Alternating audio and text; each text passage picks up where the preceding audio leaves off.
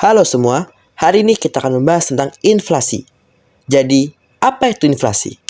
Inflasi adalah kenaikan harga barang dan jasa dari waktu ke waktu yang mengakibatkan penurunan nilai mata uang. Artinya, uang yang kita miliki tidak dapat membeli barang sebanyak sebelumnya. Contoh, pada Januari 2012, kamu sedang membeli cabai di pasar dengan harga 28.000 per kilo. 13 tahun kemudian, kamu membeli cabai yang sama di pasar yang sama, namun harganya naik menjadi 69.000 per kilo. Lalu, apa faktor yang menyebabkan terjadi inflasi? Jawabannya, ada beberapa faktor. Mari kita kupas satu persatu. Yang pertama, demand pull inflation. Apa itu demand pull inflation? Sederhananya, demand pull inflation terjadi ketika permintaan terhadap suatu barang lebih tinggi daripada pasokannya, sehingga harga barang tersebut naik. Contoh, seorang nelayan biasanya menghasilkan 10 ikan untuk memenuhi permintaan pasar. Namun, karena cuaca yang tidak stabil menyebabkan sering terjadinya badai, sehingga para nelayan tidak dapat menangkap ikan dalam jumlah yang banyak dan hanya dapat menangkap sebanyak 7 ikan. Permintaannya tetap sama, tetapi karena pasokan ikan yang terbatas, orang-orang bersaing untuk mendapatkannya, sehingga harga ikannya naik dari yang awalnya hanya Rp15.000 menjadi Rp24.000. Faktor kedua, cost push inflation. Cost push inflation ini terjadi ketika biaya produksi meningkat, sehingga harga jual produk pun ikut naik. Contoh, seorang penjual popcorn menjual popcorn seharga Rp45.000. Namun, karena harga jagung naik akibat bencana alam yang menyebabkan terjadinya gagal panen, biaya produksi popcorn pun meningkat. Jika sebelumnya biaya jagung untuk satu kantong popcorn adalah sebesar Rp20.000, sekarang menjadi Rp40.000. Untuk tetap mendapatkan keuntungan yang sama sebesar Rp25.000, penjual harus menaikkan harga jual popcorn menjadi Rp65.000. Faktor ketiga, built-in inflation.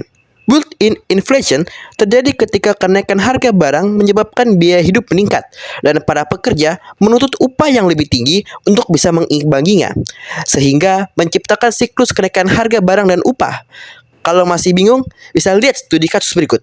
Biaya hidup rata-rata seorang buruh pabrik di perusahaan baju adalah sebesar Rp3 juta per bulan, dengan gaji yang diperoleh adalah Rp3,7 juta.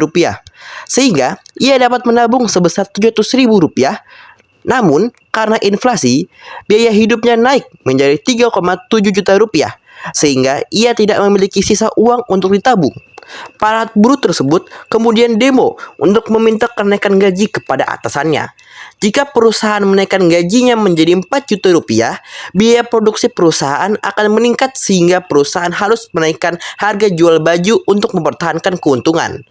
Perhitungannya sebagai berikut. Biaya yang diperlukan untuk memproduksi 10.000 potong baju per bulannya. Biaya bahan baku Rp150 juta. Biaya operasional meliputi listrik, air, sewa pabrik, dan lain-lain Rp50 juta. Biaya gaji buruh sebelum kenaikan, kita asumsikan perusahaan memiliki 100 buruh. Maka 100 buruh dikali Rp3,7 juta menjadi Rp370 juta. Jadi totalnya adalah Rp570 juta.